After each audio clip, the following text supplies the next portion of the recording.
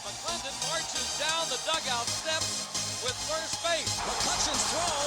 The runner breaks to the plate. Here's the throw. Wow. He is out. The Buccos win.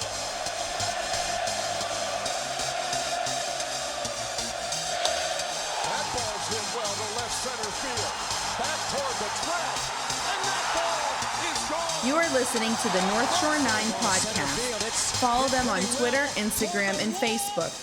Also, make sure to watch NS9 Live every Thursday on Twitch and help support by becoming a patron. Let's go Bucks!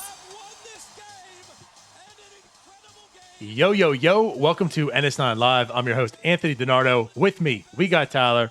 We got Jim. What's up, boys? Long time no see, boys.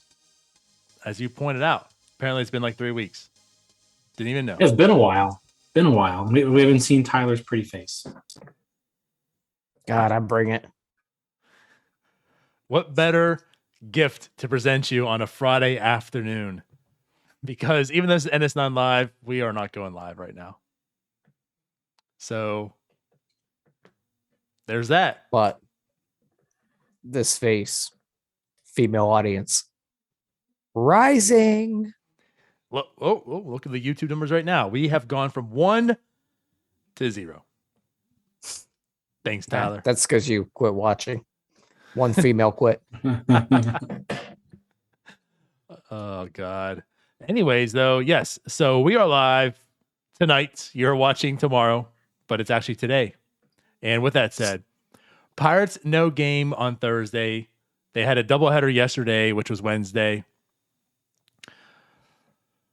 Pretty much like the only game since, Starbucks that's really transpired as we talked. There's a big series coming up against the Reds, a 4-game series. That'll be pretty exciting. So I don't know. What do you guys want to talk about right now? Big is a big word about that series. It's a very big series. Pirates are in third place right now. They sweep the Reds. You know all the damage they could do right now? I look at it as a couple of really bad baseball teams that are going to meet on a baseball field. What are you talking about? The Pirates are in third place. They could sweep the Reds, be a 500 baseball club. Sure. Have you no faith? This is a playoff team. No.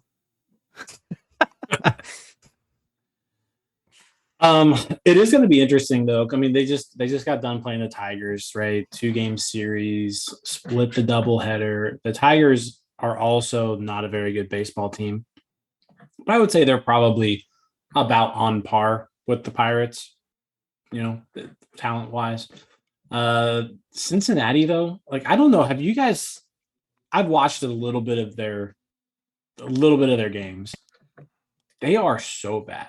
They're not even just all these games they're losing too. They're getting blown out. They have a negative 87 run differential. It's May 5th right now. They have and the 3 season wins. started a week late. It's May 5th and they have 3 wins. They are 3-22. It's the worst record to start a season in the history of baseball ever since they integrated. So it's been 90 years since a team has started this bad. They are Jim, you said all that, and you also said I've watched some of the Reds baseball games. Why? Yes. What is wrong with you? Well, I mean, they're on TV, so I'm going to watch them. I haven't watched entire games. I'm not sitting down and saying, "Oh, let's watch the Reds game." But when I'm watching MLB Big Inning or whatever, and they're jumping around, they always show the Reds just being terrible. So listen, I paid money, bought a ticket, sat in a movie theater for the entire existence to watch Freddie Got Fingered. Sometimes you just need to see terrible things and watch enjoy that it. for home for free. Well, I don't know if it's under the same name, but yeah, it wasn't your dog. Whatever you do in your personal life, I don't care. Going back to the Reds, though, I mean, they're terrible. They're terrible. I want to pull up their lineup for today. like just to read off these names and I'm just going to read off last names and tell me if you can give me their first name. All right, let's play this game. We're going to play a game. Sure. Is Tyler here? There he is. There he is. Nope. So He's leadoff hitter, Friedel. I was actually concerned about Tyler. I don't remember what the game is. I'm going to be 100% honest. I didn't listen to you. The production side kicked in, and I saw Tyler disappear. Right. So let's play the game. Name the first name of the Red. So today's lineup. Oh. It sounds like a Mark. Friedel. Friedel was their leadoff hitter. Sounds like a Mark to me. Bread. TJ Friedel. All right. Okay. Batting second, Drury. Brandon. Or it could be Shiny. That's got nothing. Maybe it was Brandon Drury. Yeah. It was Shiny Drury. Shout out to DJ Khaled. Okay. And then we've got Tommy Pham, Mike Moustakas, Tyler Stevenson, Colin Moran. Come on. You got to keep playing the game. Hold on. But then we've got Reynolds. Bryan. BJ. Matt Reynolds. Shortstop, Matt Reynolds. All right. Dawson. Designated hitter, Dawson. I feel like a DJ there. Sounds good. Ronnie Dawson was their Who the hell names their kid Ronnie? And then Albert Almora Jr., rounded off the lineup. But like these guys, I don't know who these people are. And like they're not young prospects by any means. These are all like 28 to 30-year-old dudes in their lineup that I've never heard of before. You could probably do it with the Pirates as well. It's completely pathetic. I'm a Pirates fan. You could probably throw Van Meter at me, and I'm still not sure of his first name. It's sad. Van Meter probably is an upgrade there. Like, as a Reds fan and as a Red front office member, you might actually look at Van Meter and say, you know what? I think we could give him a shot. Over Matt Reynolds? If that was his name, yes. I think I would argue that's pretty interchangeable. Matt Reynolds is 31 years old. We need that. I don't know who that human is. Mike Tomlin quote, right? The nameless gray faces. Like the 40-man roster from this offseason, right? When their lockout should have just carried over and just still been the team roster. Like they all should just have the gray faces there. So they actually have a guy on their team. If you go to their roster, he doesn't have a picture. It's just a gray face. His name is Alejo Lopez. He doesn't have a picture. Oh God. Yeah. So I'm like we're expecting the Pirates to lose all 5, right? Like every game. I mean, I would expect the Pirates to take 3 out of 4. Like, I know we're awful, but we're not this bad. This is this is honestly one of the worst teams I've ever seen. It's one of the worst teams I've ever seen. It's got awful bad. And like, honestly, so put the Pirate fan cap on your head, right? Think about this Pirates team, the Pirates team to have for the past few seasons, how terrible it is to watch these games. And then, the blunders we have. I mean, the Pirates are just like on national media, but for the wrong reasons. We now have the Cincinnati Reds to thank because they've taken over. We're still bad. It's still the 2022 Pirates.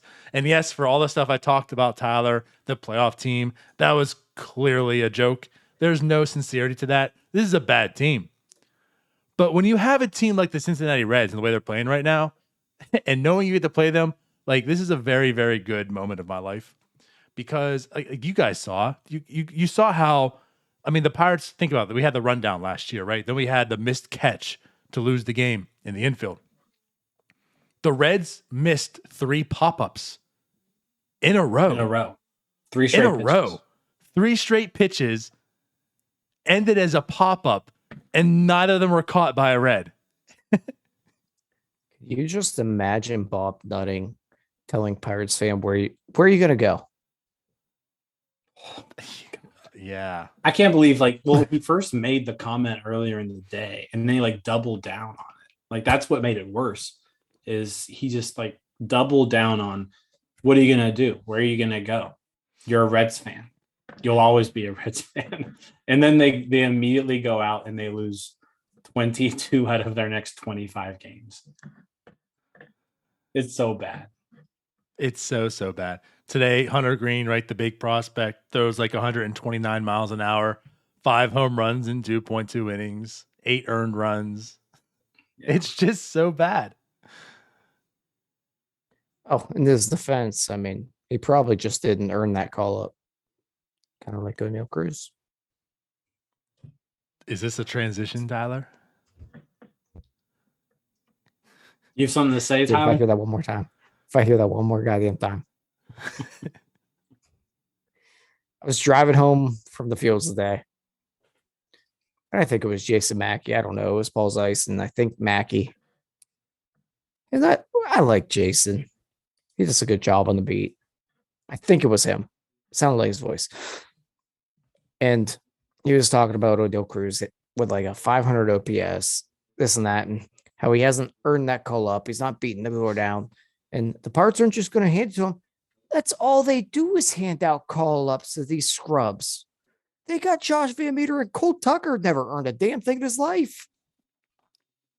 What has Cole Tucker earned? He has never proven to be a major leaguer. Baseball-wise, nothing. But damn it, he's got Vanessa Hudgens. So he's earned. I don't know what he did to earn her, but he's getting wins all over the place.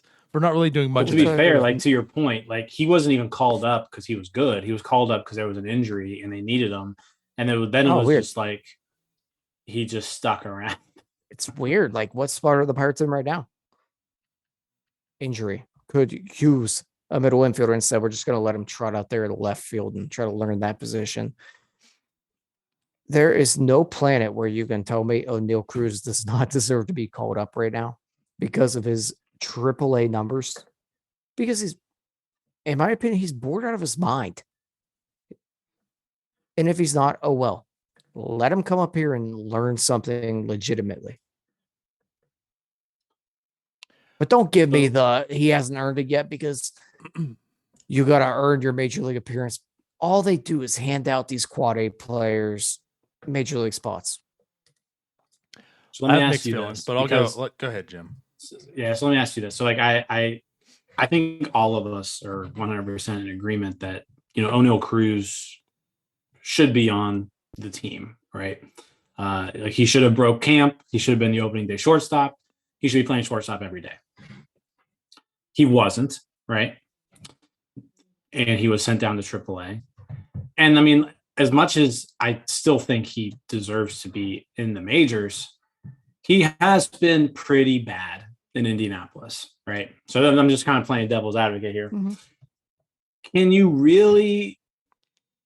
Can you look at him and say, hey, you know what? We gave you these things to work on.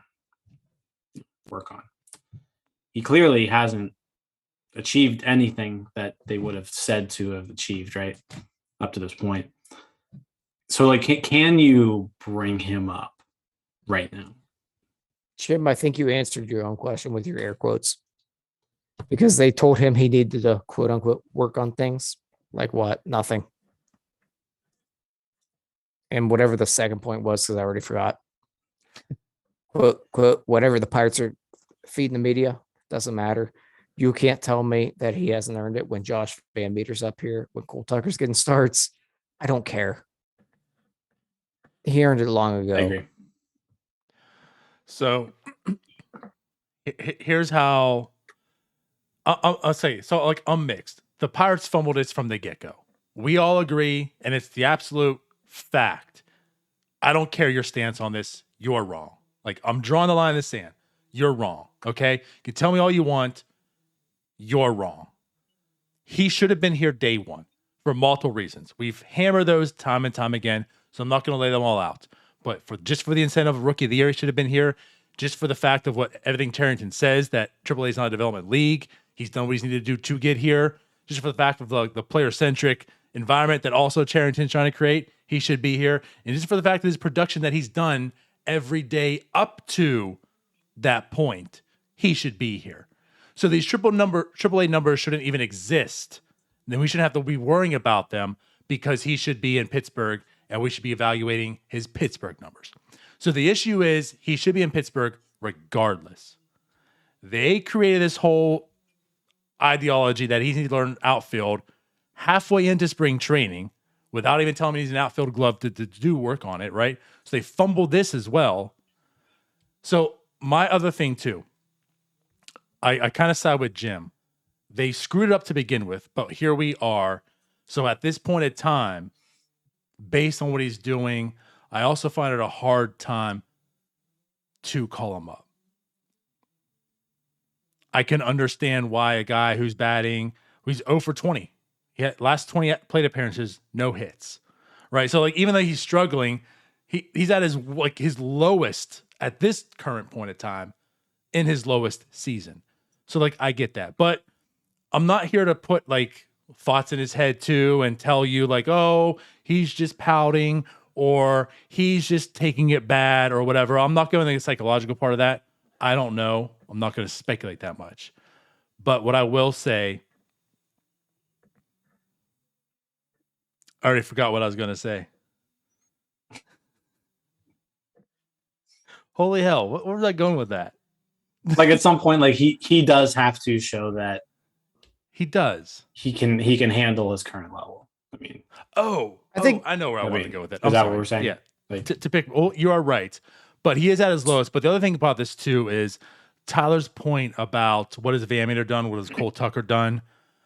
I also don't truly care too much about other players. Like when it comes to development, I'm focused on you. Like what is best for your development. Just because someone stinks in the major leagues, to me doesn't mean I have to put you in here. Because you could say the same thing with Mason Martin. You could say, well, Yoshi sucks, so just put Mason Martin here. But honestly, that's probably not best for Mason Martin. So do I want to put him in a bad situation just because someone else stinks? Because ultimately, you can say that about almost every player. Like AAA just needs to be here because look at this Pirates team, you know? So like, I don't like to use that as an example either. Like Van Meter can suck, great. Cole Tucker can suck, great. But to me, that doesn't dictate whether Oneil Cruz should be here or not. Oneil Cruz and how I view him in his development process should dictate. Which again, go back to spring training, that point in time, dictated he should be in the major leagues. So I do agree with you. It's a little bit disappointing that he hasn't just beaten that door down at the AAA level. But at the same time, I just don't want to hear about how these players need to earn it when you have more than a handful of guys at the major league level that are there just because they're of age and cheap. At some point, you got to put your money where your mouth is. And like I just said, it would be way easier to argue this if he were just mashing the ball in AAA, and he's not. We all know that. But the Pirates also put themselves in a really bad situation because was he going to go down there and mash in AAA after everyone and their mother knew he should be in the major leagues? You would argue you would hope he would, but I think a lot of people saw it coming that we're sending them down just to go kind of piss off for 2 months and we'll call him up whenever his service time is more fitting for us. Yeah, I mean, I think I could go either way here. Again, I think he should be here to begin with, but now that he's not, going back to it, I don't know if you can call up somebody who, like you just said, Donardo is like, oh, for his last 20 or whatever it is. And just like not really showing any signs of life at AAA. Like, I don't know if you can call someone up like that because then you're like, what is best for him? Like what's best for him is to get going. Right. So I do think though, that as soon as he shows like the first sign of life, like the very first sign of life where he's like, things are clicking again, then it's time. Like you don't give him You don't say, okay, well, keep this up for a month, right? It's like as soon as he shows you that he's good to go, like as soon as he shows you that he can, that he's comfortable with where he's at right now, I think then you make the move. So I like, am I calling him up tomorrow for tomorrow's game? I probably wouldn't, but if he plays really well Friday, Saturday, Sunday, I don't think there's any reason why he shouldn't be here next week. I think that's kind of where I'm at right now. Like it could be that quick. I think that's fair. So like the other thing I want to point out too, okay, and I think I talked this about in our group chat, but there's something I keep going back to and keep thinking. I at one point in time was on the move Cruz to outfield train when he was in high A, I think. I was like, just do it now. Like this isn't going to work. Why wait? And I've come around since then. A lot of it just talking with you guys and discussion, right? Just different things. And of course, the fact that like as he's gone through, you just keep hearing people talk more and more, right? Scouts, everyone just saying how like I think this could work out. He could be a shortstop. And we're at the point where it's like, well, just find out if he can. Like just find out if he can now or not. Then worry about it later. But when I was saying all that he should move, this thing will never always stands out. Where Tyler, you mentioned how you didn't want to see it happen. And the biggest reason you want to see it happen was he is going to get paid. He is going to produce with the bat. You don't want to take away from the bat. You don't want to learn a new position, learn all this, hinder development of the bats, and now you've screwed him up, right? Let him keep playing shortstop. Let him develop that bat. And then if you want to worry about it later, worry about it later. So Galaxy Brain Denardo right now is thinking, okay, they fumble this all around. And again, like part of this is some bit of facetiousness, right? But they go into this offseason because, again, you question it. Like if they had this thought, why didn't they tell him to learn it in the offseason? Why they wait halfway into spring training to tell him to like, oh, you're going to now learn, the outfield. Well, you don't want him to do that because you want him to go to AAA. You want to manipulate service times. So you want him to go to AAA. So you don't tell him until last minute. And now at last minute, you got to work on your outfield. And now what's happening is what Tyler said, right? So you're focused on this. You're worrying about this. You're taking away from the bat. They knew he was going to struggle, and now that's going to save face for them. So they tell him last minute you learn outfield, realizing he's going to struggle in the minors. He struggles, and now you can say, "Told you so." Because if he did light it up in the minors, now you look silly. You make that decision hard. But if he struggles, you can say, well, there's a reason we got to keep him down. So that's why they waited till the last minute to tell him to learn outfield. That's why they put on this, so they can hinder himself from hitting. Again, I'm not totally sincere on that, but I don't want to give them that much credit for like thinking that far ahead. I think they just completely fumbled the entire situation and have no idea what they're doing because they're a bunch of morons that traded Joe Musgrove for nothing, and Connor Joe is out there raking it. Don't do it, Tyler. We're not. Pre-show, we just said Tyler's going to go on a tangent from Connor Joe, and here it is. We're just going to lead into Alex Dickerson's talk because Alex Dickerson was DFA. Had to sneak him in. Yeah. Right. And the other thing too that's kind of dumb about this whole thing is he's not down there playing outfield. Was it 3 or 4 games he's played? He's played 21 games so far, and he's played in left field 2 of them. So it's like they're not sending him down there to learn left field. He's not playing it. So that's just an excuse like that they never even went forward with. He's their shortstop.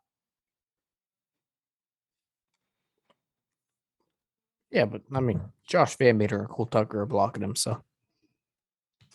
And Kevin Newman. He's got to earn it. On the IL. He's got to earn it.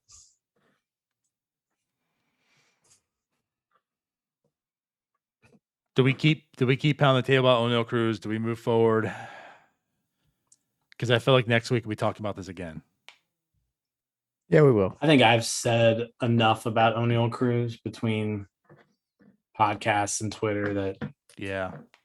I mean, Well, it is on what it next is at week's this saga point. of Oneil Cruz, we'll pick up. But for now, we'll There you move go. on. Next week he'll be up. How about that? Because we'll have a good weekend. It's next week, the middle of June. Does he and Ronesy come up at the same time? Probably. It's Is next it week, like the July. Reynolds and Newman? Rones, he gets a little bit extra time because he was up here for 2 weeks. Yeah, so he's it's gotta- next week, July. He won't be ready. He won't be ready until 2 weeks after. Yeah, that'll be in the rotation. Which is why they're stretching Ronesy out down there. Yeah. Yet He can't do it in the is majors. pitching the exact same amount down there as he was out of the Pirates pool. Like they have him going 3 innings. No. Yeah. Because so he's what's getting next? blocked by. I don't even know who's in this rotation. I don't know. Well, oh not my Zach god, I Thompson hate this now. team. Hey, so something we can talk about. Yeah, Zach Thompson pitched out of the bullpen yesterday. So that was kind of surprising. Not really sure what that means. And then I will say this, like they've got this whole Dillon Peters, Bryce Wilson opener piggyback situation going, and it has worked really well for both of them. Dillon Peters is basically the best pitcher in baseball at this point. I mean, You can't argue. if you look, you can't. I mean, he has the best ERA in baseball. No one has scored against him. And then Bryce Wilson, after looking really pretty inept, his first few starts, last 2 times out, four innings, 1 hit, 4 strikeouts, no runs. That's piggybacking off of Peters. And then piggybacking off of Peters again, 3 2/3. No earned runs. There were some unearned runs because the Pirates defense was just terrible in the first game yesterday.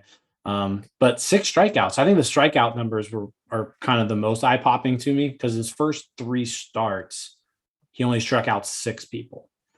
He also walked 8. Right. So 6 strikeouts, 8 walks. They put him in this piggyback situation. He's now done 10 strikeouts, 1 walk in those 2 games. So he's looked okay. I'd like to see them just kind of continue that. But yeah, Zach Thompson pitching out of the bullpen was interesting. I wonder if that just had to do with, again, there was 1 game in 4 days. So it was probably just giving him some innings. It was probably also that he stinks. Maybe it's both. Like we got to I get this found it guy intriguing. work because he's freaking terrible. But he's gonna stay in the rotation because we got till July to deal with Renzi. Yeah, I don't know. Again, I just found that interesting. It's one of those things where it's like, well, let's find out what happens the next time he's used to make anything of it. Like, I'm not going to make it a big deal, but I found it interesting. Does that lead to something more? Is there, a change that's coming place? I don't know, but I want to go back to Peters and Wilson too, because absolutely correct. We've kind of hammered and talked about how terrible this rotation is, and especially how terrible they're terrible. And then the first and second innings of their starts is even more terrible. I mean, it's pathetic. They're the worst pitching staff in baseball when it comes to the first and second innings. So like the opener made sense. And they're using Peters and not so much like a 1 inning opener. It's not so much like, let's get through the first 3 or 4 guys. And then your guy comes in. Like Dillon Peters is pitching 2 or 3 innings. And his last time, I mean, he pitched 3.1 innings last time out. That's as much as most starters have gone. Like really, you could say he wasn't even an opener. He was a Pirate starter that day. But you're correct. So far in these 2 times that they've utilized it, it's worked perfectly. Bryce Wilson has looked solid, which is a huge upgrade from what he was. He's looked terrible beforehand, so like it is definitely working. So I'm definitely intrigued on this going forward, how it's going to be utilized. But of course, big props to Dillon Peters because without his season, this doesn't work. I mean, like you guys said, it's working perfectly. Bryce Wilson was an absolutely incompetent pitcher who would walk as many as he struck out, and all of a sudden he has a strikeout pitch. Like, I don't know. And Dillon Peters somehow is competent this year. It's one thing this team is doing that is working. Yeah. So not just it's been competent. Like he's, yeah, I mean, it is kind of crazy though. Like it's been different though with him in that opener role. Like out of the pen, he was kind of like he got the results, but it wasn't great. In the opener, he's been lights out. That's fair. That's also fair. I mean, because he was good. Like he didn't have a hit at all. Was his first hit his last start? I mean, he pitched like 10 hitless innings to start the year. Yeah. Right. But to Tyler's point, it wasn't as if it was. It's not like if David Bednar pitched 10 and no hits, and you're looking like, oh my god, he looks ridiculous. When Dillon Peters did it, you're just kind of like, well, wow, like how'd that happen? You know. So like to Tyler's point, I get that side, but you're seeing more of that side now when he has started. Like he actually has looked good. Yeah, no, he's looked good. That's work. Like I said, it's been working. I think the Zach Thompson thing, just to go back to it, he hadn't pitched since April 29th. So he was at basically 6 days without pitching at that point. So I think that's all that was just getting him to throw some pitches. I wouldn't expect him to leave the rotation. Okay, well there goes our hopes and dreams. Thanks for crushing them, Jim. Yeah, sorry about that. Yeah, so that happened. Come on, Tyler. I was waiting for the transition.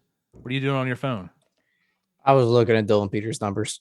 Oh, okay, fair enough then. He actually, I mean, yeah, he was okay out of the pen, but I mean, it's just he had that one opener that wasn't great, but he still made it through. I don't know. It's working. It is what it is. It won't work for long because we're the Pirates. To be fair, it's also Dillon Peters. Like, you know what I mean? This shouldn't be happening based on it is Dillon Peters. Yeah. So I mean, it's also a team that just really needs to make it as many games as they can without burning out so many arms. And you got to get creative with it. Good luck because there. they did nothing to add in the offseason. And yeah, I think that's the most interesting part here is just kind of how they're piecing everything together to get through these games right now, because we're not seeing starters eat innings. It's just not happening. So it's almost like they have like a 7-man rotation, you know, and if you include Peters and Crow in there, it's like those 7 guys. It's like, okay, you 7, we need you to pitch 6 innings. Like between the 7 of you, get 18 outs. Like that's kind of like what they're doing. And it hasn't been terrible up to this point. And before, when they were also throwing in, your Jorge was doing it for a while. Like if they were losing, Contreras was doing that role for a little bit too. So they've got less guys now who can do that. So that's kind of probably going to be the curious part to me, is just like how long can this work? it would definitely work if they would have just picked up Wade Miley, who hasn't thrown a pitch this year. Right. But anyways, and then like you can't expect Will Crow to just do what he's doing all year long, and Dillon Peters. We don't have to hammer that too much. But another thing I just want to go back to Dillon Peters, because I did throw shade at him. Like, it's Dillon Peters. He shouldn't be doing this. But to be somewhat fair, and it's kind of like to the whole Will Crow intrigue that Tyler and I had, I did have a little bit. I do recall too, talk about Dillon Peters last year because of the change up. But I feel like the moment I talked about it, he like had this horrible outing, and I was like, all right, guys, just forget it. Like, I'm a dummy. It's Dillon Peters. When you look this year too, like his changeup is dominant, and he's thrown it predominantly 62 times. He's thrown it 28.7%. Then his fastball, his four-seamer, 26.4. His sinker at 23.1. His batting average on the changeup, 0. Like, it is his best pitch. And that was one thing that stood out last year. Like when he came to the Pirates, like the changeup has improved. Like he did whatever he did with it. That's carrying over to this year. So yeah, like part of me feels like this isn't Dillon Peters and this won't stand up the entire time. But there was something that has changed, and so far it's been successful. So right, like maybe Dillon Peters just is simply a different pitcher now. You want to pat yourself on the back anymore? No, it wasn't. I'm not even trying to do that. I'm just trying to say, like, I did say he's Dillon Peters and he sucks, but realistically, maybe that he doesn't. So I don't want to be too pessimistic on Dillon Peters right now and just call him trash when he's showing up and being good. There is maybe something more to Dillon Peters right now. That changeup is really, really good. Go ahead and straddle that line, DiNardo. Take a side. It's what I do best, man. Either he stinks or he That's doesn't. why. Hold on. Let's. I can't do it. I was gonna put me in the middle of you two, but it doesn't work this way. So, you mentioned, he's Dillon Peters, right? And yeah, nothing has really changed, I feel like, with Peters. But just something about him this series. Maybe the command's just a tick better. Because nothing else is really all that different from what I'm seeing here. Like we're not seeing like an astronomical difference in any of his pitches. It's just maybe he's just putting him in the right spot. It's part of pitching. I don't Who really knows want to that? listen to. The pitching. Yeah, I just don't want to listen to Jim talk about players at this point when he thought Diego Castillo was going to get sent down. What a dummy. How about that? What Maybe a a little dummy. bit of a talking point. I think we all were surprised that the rosters had to be trimmed, right? The Pirates cut all the pitching. That was kind of surprising, especially again, like these And starters Jim can't go more thought- than 3 innings. Diego Castillo would be the one to go down. What a dummy. He is. Have you looked at Diego Castillo's numbers this year? Have you looked at Josh Yeah. Van Meter's numbers? Have you looked at Cole Tucker's numbers? I have.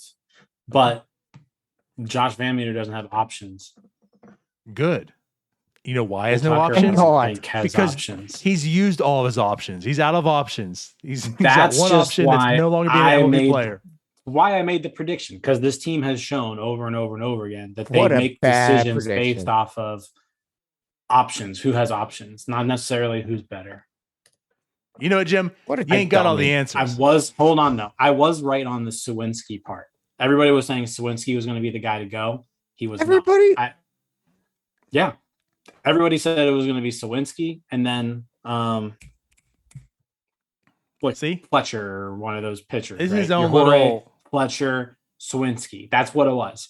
But I was like, no, I think they learned their lesson on the defense part. Like they want to have some competent outfielders out there. I think Sawinski's going to stay. That's why I picked Castillo. I thought they were going to roll with 14 pitchers. And I thought Castillo was going to just be sent down because of the options. And he hasn't really been playing very well, for being honest, right? He hasn't. He has a 61 weighted runs created plus He hasn't. and a negative What's his expected? 0.1 WAR. Okay. Woba. 248. What's his expected? Woba. 320. Wow, 320. Regardless, league I just want to average. say you're right, Tyler. Like no one was He hasn't saying been all these bad. things. Jim's just creating things in his Yeah. mind. Just like the people Yeah, on he's- Twitter, they're saying how when everyone wanted Cole Tucker to get called up, nobody wanted that. That didn't happen. This is Jim just saying all these things. All these people wanted this stuff. No one. That's just in Jim's head. No one was saying Sawinski. Come on, Jim. It's- You're better than Jim. this. Let's get rid of like one of the 2 middle infielders left on this team. There's like All 8 the- middle infielders on this team. They all suck. Who? They're all middle infielders. Cole Tucker, Castillo. Michael Chavis, Dio Castillo, Josh really- Van Meter. I'm gonna be. They're honest, I all don't call middle Chavis a inf- middle they're all infielder middle anymore. I think he's infielders. corner. Michael Chavis played shortstop the other day. He stinks. You know who else is the middle infielder? He's playing pretty well. Brian Hayes. That's where I was getting. That's why I said two. For like an inning at a time. I don't know what they're doing there. To be honest Hey. I'm going to be honest with you.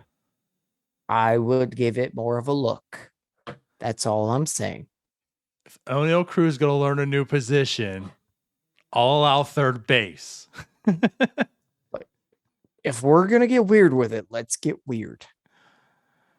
Let Cabral. I mean, it's good to know if he can play it in a pinch. Well, he plays there half the time, anyways. If it's a left-handed hitter, he's playing shortstop. He's playing the shortstop position. Exactly, but he's got the range. His value could go through the roof if he can play it competently, but maybe not because he plays third base so well. I don't know, but just if he plays it slightly above average, I mean, it helps out a lot.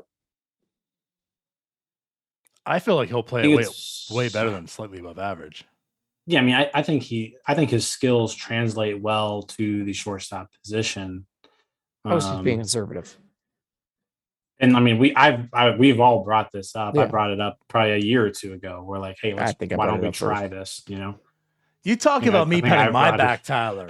Well, I brought it up at least 1 or 2 years. I think I brought it up first. I think I brought it up first. I think if we go back to the tape, I brought it up first. Well, hey, we're recording. I'm pretty sure I remember. Donardo, go back to you. Maybe this has voice recognition. Can we go back to the first time that we said Hayes and shortstop like within a 5-second interval of each other? I'm pretty I'll sure see what I can do. You know what? I'm pretty sure it was the episode after Blake Snell got pulled early in the World Series that I brought it up. Jeez. I don't remember when it was when I brought it up, but it was before any time that Tyler did. I'm pretty sure if you go back to that show episode, yet, and I brought it up. I brought it up as a pretty guest. Sure if you go back, drunk talk that with episode, Wagner to Kutch. Yeah. No, I'm pretty sure if you go back to that episode, Jim's like, you know what? That's not a bad idea. I'm gonna look. I'm gonna maybe look. It's worth looking. Whatever episode it is that whatever episode after Blake Snell got pulled early in the World Series that everyone lost their mind about. I'm pretty sure that's the one that I brought it up, and Jim was like, you know what? I never thought about that. It would be on video too. I mean, if it's that age, it would be on YouTube right now. Oh yeah, I can tell you where I was. I was upstairs. Your mind, a beautiful mind. It's terrible looking outside. It's a horrible exoskeleton. You did not bring it up, but I brought it up. Let's look it up. We can find this out. And it wasn't Tyler. Just find out the date that Blake Snell got pulled in the World Series. Look up the episode after that. Pretty sure I brought it up during that episode. Well, even if you brought it up during that episode, it still could have been brought up before that. No, because I'm pretty sure you sat there quietly and were like, that's a good idea. Your reaction will determine. That's true. If you don't have that reaction, then I will be forced to go back and try to find it. But if you had that reaction that Tyler's saying, then hands down, Tyler was the first. I think my reaction was... It's very impressive that I know that.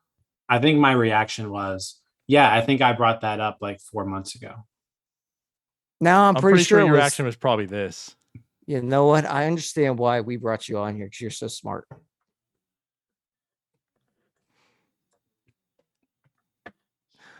But anyways, all right. So enough. If I could nail down the episode, Ray J.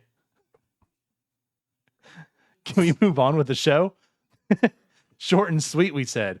We're here talking about who said it first for an hour. Yeah, me. All right. So what's next on the agenda? I don't know. Is Bryan Reynolds back? Back where? Is Bryan Reynolds back? I don't know. He's getting there. I'm not jumping off the cliff saying he's back, but I'm encouraged of where he's going. I didn't think he ever left. Well, he definitely did. He was pretty bad there for a while. Then where's he been? He's fine. He's on a 4-game hit He streak. just had to get on time. 4-game hit streak. 2 doubles yesterday. His May, right? 3 games so far in May. He's looked very good. Weighted runs created plus all the way up to 96. He's basically league average now after just a putrid April. Right. And that's why I'm encouraged. Never thought he left. He looked terrible. Right. He's performing terrible, but he also just looked terrible. At this point in time, he doesn't look terrible. So to me, it's coming back. I'm waiting for, and maybe this is the start, but the Cincinnati series could easily be the start. I wish he was playing against Hunter Green today. He might have had, 2 of those 5 home runs.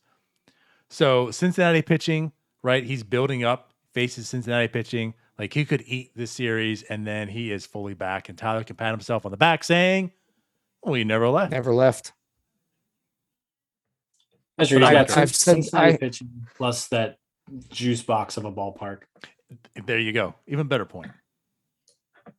I've said he could before, bunt I for home don't runs. ever worry about Bryan Reynolds. I just really don't worry about him. I don't know what it is. Normally, it's just a timing issue. He'll get on track. He's fine. What was the thing? None of us were worried. I don't think anybody was worried about him, but it was he looks bad right now. So Yeah, when's he gonna get out of this? I guess. Now, what I'm saying is, I think he might finally be out of it. Sure. Both points. I didn't think I he don't left. think we ever seen him. He's never really slumped. I mean, granted, he had the terrible 2020 season. I'm not calling it a slump. I'm calling it an awful season. But I feel and that was a main point in his rookie year. Wasn't it some ridiculous? He never had a span. I don't know what it was, but he never had a slump his rookie year. And last year, I don't really recall talking about Bryan Reynolds in a slump. He's always just consistently performed. So I think this is the first time outside of, again, that terrible 2020 season, which is a blip on the map for the most part, that I think we've talked about a Bryan Reynolds slump, which again, kind of goes back to the Andrew, this is the Andrew McCutchen. He looks bad. Bryan Reynolds needs his Atlanta series, right? He needs to be taken out in Atlanta for the series and then just dominate like Kutch did 2 years back to back. Okay, Tyler. See you again, buddy. But yeah, I don't think I can speak for you, Jim.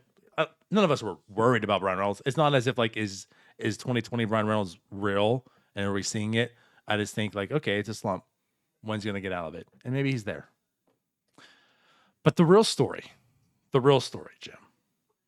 It's not so much Bryan Reynolds, is he back or whatever. The real story is Daniel Vogelbach, the best leadoff hitter ever, maybe.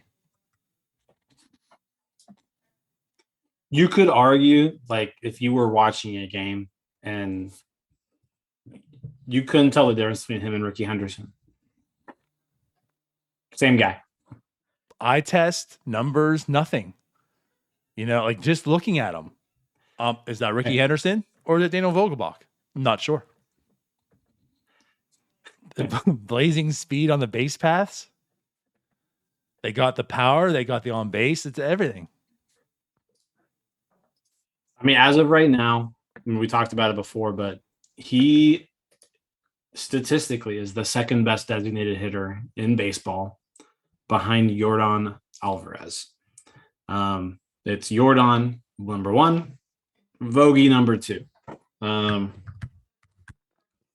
don't know if you couldn't Who's number ask 3 for him to be playing any better. Connor Joe. Connor Joe is number 3. Another alley-oop, Tyler. Exactly. Our old buddy. But no, you couldn't have hoped that Daniel Vogelbach could be hitting any better than he is at this point in time. He's playing better than he did his All-Star year. I mean, Is Daniel Vogelbach an All-Star? Is he the National League somebody All-Star has to designated be hitter? NL All-Star speaking, DH. Somebody from the Daniel Pirates Vogelbach has to be an All-Star. So At this point in time, I think it's easy to say it is either Ke'Bryan Hayes or Daniel Vogelbach. Or Dillon Peters. Yeah, it's Hayes. Or Bednar. It's going to be Bednar because he's the only one. But you look at Hayes all day. You look at Hayes, though, and there's 2 third basemen who are just absolutely playing out of their minds. So it's like he's at least third behind Machado and Arenado. For now. Then he'll slide a shortstop, and then he'll just kill it. I don't see how anybody's passing on Machado or Arenado for a while. That's the biggest galaxy brain there is right now. The only reason Ke'Bryan Hayes isn't playing shortstop is so they can suppress his wages. Yeah. Keep him at third base. Paid him like a third baseman. Right. See, keep him at third base. You give him that extension. Now they're allowing him to play shortstop. We're going to ramp up. He's going to become a shortstop. And then they're going to do the same thing to Cruz, where they're going to move him from shortstop to third after manipulating his service time. No, they'll move him to right field. Or they're going to force him into this contract extension because they've manipulated him. So he's already lost wages. And they're moving off shortstop, so he's going to become cheaper. And they're going to make him play third. Yep. I just can't wait to find that video of me recommending Brian Hayes a shortstop and Jim patting me on the back for what a great idea I had. I can't wait till it's the complete opposite. No, that definitely didn't happen. I can't wait till neither of you did. See? Like I hope it was like Tim Williams on here one day. Like just I will spend my life looking through every episode trying to find it. Well, then I'm not looking. Okay, I won't. Want you to. So you can do that if you want. Right. No, I know roundabout where it was. But no, for real. Like I want to talk about Vogelbach here. I mean, the guy is just mashing. What a signing. He had. I mean, it's way too early to really discuss, but he does technically have the ability to be a Pirate next year. Is this? And again, like I mean, we talked this a little bit, but is this maybe like the best Cherington free agent signing so far? There's not another choice other than go ahead, Jim. You can have credit for this idea. Tyler Anderson's the other option, probably. Good for you. You had an idea on this show that didn't suck. Like Wade Bally. Yeah, I mean, there's no other real option other than Tyler Anderson. Could be Jose Quintana, but right now, sure. It's been 3 weeks. And right, like it's still been very, very short sample, right? But by all means, he's performing. And as much as we call smoke and mirrors on some people, it's pretty legit. Is it? Zips likes him too. Like the rest of season Zips projections has him at a 111 weighted runs created plus the rest of the year. So like Zips has him as a well above average hitter going forward. Yep. I don't know. I've seen a lot of bloop singles, so I'm like, he's so fat though. He beats him out. I think that's what holds me back on him. That I just watch him. I'm like, this guy is so fat. How is he a good hitter? And he's not. Like I guess in terms of hitting. Like he is a good hitter. Not made the correlation. Oh my God. Who is the kid from the Little League World Series? Oh, I mean, like hit dingers. I hit dingers. Yeah. How have we not done that yet? I call it on the first. I'm making that meme tonight. That's I've seen it on Twitter. I've seen that meme already. Oh, you have? Yeah. Wasn't Jim's idea, I'm sure. It wasn't my idea. Jim was like, I gave out the idea. But it wasn't your idea. It wasn't your idea. I have royalties on it. Probably stole from someone. But like, I don't know. Again, I mean, he has been an all-star, as we mentioned, right? We know the bat is kind of there. It's kind of like whatever. But so far, I've loved everything I've seen out of Vogelbach. And of course, he's fun. He's that weirdo that you're talking about, Tyler. Like, he just fits the Pirates. Like, he shouldn't be a leadoff hitter, right? Jim says, let's get weird. He shouldn't be a leadoff hitter. He's doing it, but he's doing it well. He's doing what he needs to do, and he has power and everything, and he's just a great hitter and such a great player to watch for the Pittsburgh Pirates. It's just fun to root for fat guys. It is, but at the same time, like he Like, actually is when Matt- performing. Like I could see a scenario where like he is on this team next year for real reasons other than he's fat. Yeah, but like when Matt Adams got skinny, he became way less likable. Yes, Oh, but yeah, like, he's then he definitely did that likable cameo because- for Mitch, Yeah. and now he's Yeah. the most beloved player in the world. Pirates Twitter. I don't know. Just it's fun to root for a fat guy that can hardly swing through the ball because he's so big. And when he runs, his boobs just jiggle.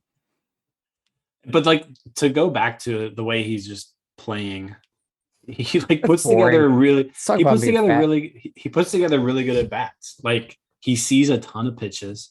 He walks a lot. His eye, he might have like the best eye on the team. I mean, he's constantly getting into 3-ball counts, working the pitcher. I love him in that leadoff spot, honestly. Like, and like I said, I love having the fact that he is so fat, though, makes it even better that he's in the leadoff spot. Because it's like, you know what? We're not going to be good. So our leadoff hitter is going to be this 300-pound short dude who just makes your pitcher work and hits dingers. He can't really do anything else, but that's our leadoff guy. And you got to deal with him. You're going to throw him 10 pitches in the first at bat every single game. This guy literally shows up at the ballpark, eats 2 cheeseburgers, doesn't play the field. He's gonna make your pitcher throw 10 pitches to you. Yeah. And then Like you he said, he might not even own a glove at this point. He hasn't played I an don't- inning in the field. I don't know if they have a glove for him. They didn't have an outfield glove for Oneil Cruz. Do you think they have one for him? No. No. And so the one thing about him too, right? So we're looking this year, he has always walked. Like that's kind of why we're comfortable with him leading off. Like he's not your typical leadoff hitter, but no one on this team is. Like they lack one. You would probably rather see Vogelbach like as a 4, 5, 6 hitter, right? But he's like the pseudo leadoff guy because he walks. And like honestly, he's not even walking a whole like this year a ton. Not what he normally does. You know, like you look at his career, 15.2% walk rate. This year, 8.8. Like he's only really walked about half the time. But I think part of that too is also because he's connecting so much more this year. Like he's hitting the ball way more than he ever has. So I can kind of credit to like what you're saying, Tyler, about maybe some of the bloop singles. Like some of that will probably normalize. Yes, like the average will go down. But he's also connecting a lot and not walking. I mean, take it back. He is walking, but not even at his normal rates. He has like an extremely high walk rate. But like he is though connected. Like so when you look, like I know you said like the bloop singles, but he has one of the highest like barrel rates in baseball, 77 percentile. I mean, he does make contact. He doesn't I don't know. I kind of like his Doesn't profile. chase. Yeah. Yeah. Yeah. So The only thing that's really bad is that sprint speed. The sprint speed is bad. can we talk about how it's not the worst? He's in the 4%. Like imagine being worse than Daniel Vogelbach. Where's Roberto Perez? Because that guy is not fast. Let's see. You know who else is a red? Because I went to him immediately, talk about sprint speed. Colin Moran. Colin Moran's probably right. So Roberto Perez is in the 7th percentile. He's just a little bit faster than Vogelbach. Sprint speed for Moran, 2 percentile. So Vogelbach is faster than Colin Moran. That's amazing. Imagine that. We know Moran's slow. Vogelbach should be slower. That's incredible. That's incredible. I mean, look at Vogelbach. That's what I mean. He's faster than Colin Moran. He's so fat. He looks like my dog. And my dog is fat. Freddie. Yeah. I'm gonna call him Freddie Vogelbach. Speaking of, where's that fat dog at? Are you gonna put a nipple on that beer? You've had it since we started. This is my third one. You're lying.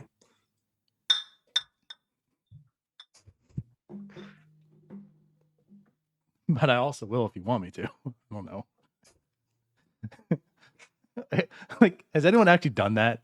You hear everyone like that's the joke. Like, what if I just showed Yeah, I up don't with a think. nipple on a beer one night? Cinco de And- Mayo, you gotta have No. a Corona. Mm-hmm. All right, this show's going off the rails. Anything else to really talk about? Any more Vogelbach? We done? We moving on? Moving on out. Moving on. Nope, Vogelbach's fat. I was right. Pat myself on the back. Pat myself on the Vogelbach. Vogelbach music. All right. So what are we doing here? We're so I think we're good. I We're think good. we're good. We're done. Yeah, I So think we're done. The Red Series coming up, 4 games. I'm excited. It's Predictions. just one of those things. How many do we? 4 games. What happens? They Tyler. won one. It's a split. So the Reds are going to double their win total for the year Yep. this weekend. Watch this team way too often. They're gonna win one. It's going to be a split. It's a Pittsburgh thing. You lose to really bad teams. Just what teams in that city All do. they've done is play bad teams, though. Not Like, this really bad. think about it. I think we take 3 of 4. I think we take 3 of 4. But think about this. At some point, the Reds are going to have to win games. Maybe. You're going off the law of averages here. Yeah. At some point, they have to win games. And what better time than against another really bad team? I guess if you're looking at their point of view, right? They could be like, hey, we've only won 3, but we got the Pirates coming into town. I guess that's a fair assessment. We're the other shoe, and you're thinking as a Reds fan, you're like, well, at least the Pirates are coming to town. Maybe we get some wins here. But they're just so bad. So again, I'm looking at this not so much like, yes, the Pirates get some wins, right? It's not about They've wins won. this year. They've won 1 game since April 10th. They're going to add 3 The more. season opened on the 7th. They won the opener, loss, win. And then they reeled off 1, 2, 3, 4, 5, 6, 7, 8, 9, 10, 11 losses in a row. Then they won 1 game, and then they lost 9 in a row. That's what I'm here for. They're one for their last 21. That's what I'm here for this series. I feel like it'll be cool to finally, it's going to be good to watch Pirate wins. Like, those are fun. Those are exciting. Spaces afterwards, usually pretty fun to talk about. But what I'm really here for is all the blunders that are going to happen, all the bad baseball that's going to happen. Like the stuff we're talking about outside of actual baseball. Again, when you miss 3 pop-ups in a row, that's what I'm here for. I can't wait for the series to begin just for that type of stuff. And then be able to talk about it in a light sense, because that happened for the Pirates, but we were on the other end of it. So it wasn't so fun afterwards. I'm ready to see it on the other shoe. Next week, also 4-game series against the Reds. Yes. With what, a Dodgers in between. 8 games, right? 8 out of our next 11 are against the Reds. God, I feel bad for beat writers. They got to go cover those. Yep. All right. Well, then I guess we'll get out of here, huh? Cool. I guess.